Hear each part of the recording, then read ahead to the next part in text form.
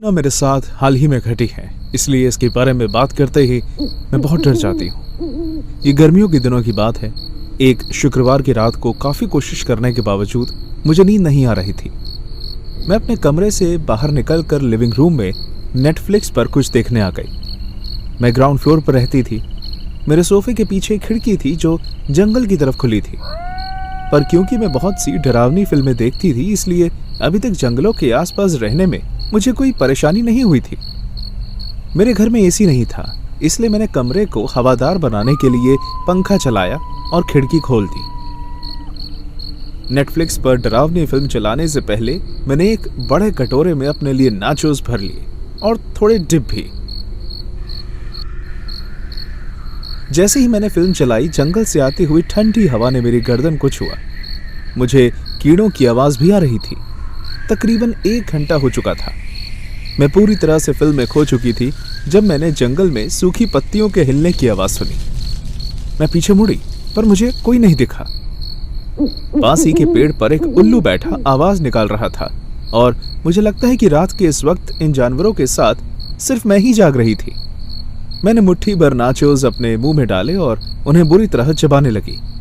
जो फिल्म मैं देख रही थी उसमें एक बहरी लड़की के घर पर एक घुसपैठ घुस आ जाता है। मैं जानती हूं आप लोग क्या सोच रहे होंगे, क्या ये पागल है? नहीं, मैं नहीं हूं।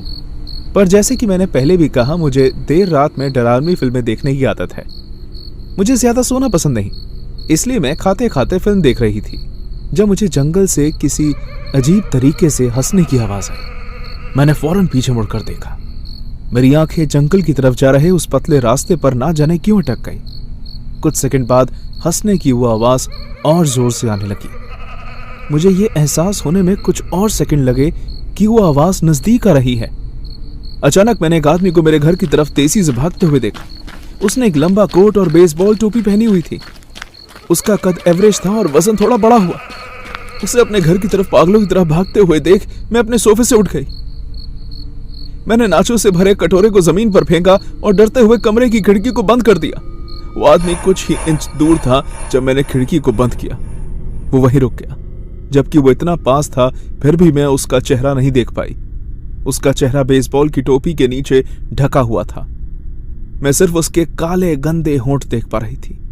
वो वहां एक पुतले की तरह खड़ा रहा और फिर उसने एक शैतानी मुस्कुराहट दिखाई। मुझे उसके सड़े हुए पीले दांत दिख रहे थे। वो जो भी था, अच्छा आदमी नहीं था, इतना मुझे एहसास हो ही गया था। मेरे दिल की धड़कन जोर से चलने लगी जब उस आदमी ने अपने होंठ हिलाते हुए कुछ कहा, पर मुझे कुछ सुनाई नहीं दिया। उसका कहा हुआ कुछ सुनाई नहीं दे रहा था। फिर वो मेरे घर के बाएं ओर चलने लगा और घर की दीवारों के पीछे गायब हो गया। मैं हमेशा अपने घर की खिड़की और दरवाजे सोने से पहले अच्छी तरह बंद कर देती हूं, इसलिए मुझे उसके अंदर आ जाने का डर नहीं था।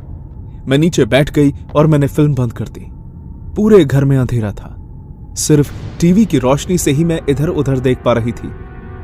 मैं उठकर लाइट जलाने चाहती थी, पर मौत के डर ने जैसे मेरे पैर बांध दिए थे। मैंने कुछ लंबी सांसें ली और फिर अपना फोन ढूंढने लगी। इससे पहले कि कुछ और हो, मुझे 911 पर कॉल कर देना चाहिए। मैंने देखा कि मेरा फोन जमीन पर गिरा हुआ था, जिसे मैंने शायद नाचोस को फेंकते हुए डर में गिरा दिया था, और जोर से गिरने की वजह से उसकी स्क्रीन बुरी तरह से टूट गई थी। अपने सेलफोन के अलावा मेरे पास घर में और कोई फोन नहीं था। इस एहसास के बाद कि मैं 911 पर कॉल भी नहीं कर सकती, मुझे और डर लगने लगा। मैं जमीन पर बैठ गई और भगवान से प्रार्थना करने लगी कि इस आदमी को यहां से भगा दो। मुझे लगा कि अगर मैं कुछ घंटे इंतजार कर लूं तो सुबह हो जाएगी और फिर मैं बाहर जाकर किसी से मदद मांग सकती हूँ। 2 मंजिल के इस अपार्टमेंट में मैं अकेली किराएदार थी। बाकी किराएदार अगले दिन सुबह आने वाले थे। मेरी दोस्त रीटा ने उस रात मुझे उसके साथ रुकने के लिए कहा था, पर मैं नहीं मानी। किसने सोचा था कि नेटफ्लिक्स की फिल्म को मैं असल में जीऊंगी, और वो भी आधी रात में। मैं नहीं जानती कि उस वक्त क्या टाइम हुआ था, पर मैं धीरे से उठी और मैंने अपना टीवी फिर से चालू किया। मैं नहीं चाहती थी कि उस आदमी को लगे कि उसने मुझे डरा दिया। फिल्म फिर से चलनी शुरू हो गई। आधा घंटा हो गया और कुछ अजीब नहीं हुआ। मैंने सोचा कि मुझे अपने कमरे से जाकर लैपटॉप ले आना चाहिए और उसकी मदद से 911 पर कॉल करने की कोशिश करनी चाहिए।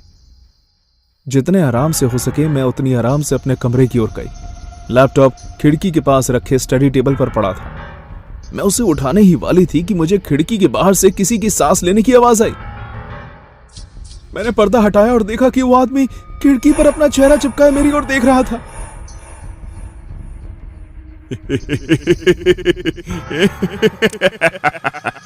मुझे अंदर आने दो। उसकी आवाज से मैं इतनी बुरी तरह डर गई कि मैं जोर से चिल्ला पड़ी। मैं लिविंग रूम की तरफ भागी और रोते हुए जमीन पर गिर गई। वो आदमी मुझे रोता देख और जोर से हंसने लगा और खिड़की को बजाते हुए चिल्लाने लगा,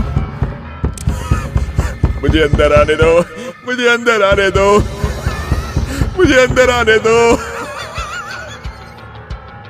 इससे पहले कि वो अपनी बात पूरी कर पाता, मैंने अपने घर के बाहर एक लड़की की आवाज सुनी। डैड, डैड, आप कहाँ हैं? मैं खुशी से उछल पड़ी। मुझे लगा कि ऊपर रहने वाले पड़ोसी शायद आ गए। मैं दरवाजे की ओर भागी और मैंने उसे खोला।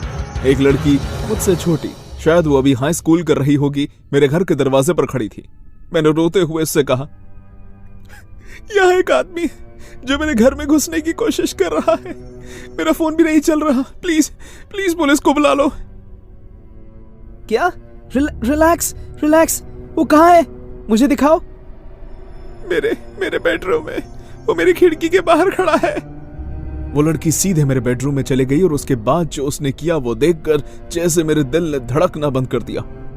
उसने मेरे कमरे की खिड़की खोल दी और उस आदमी को मेरे घर में घुसने में मदद की।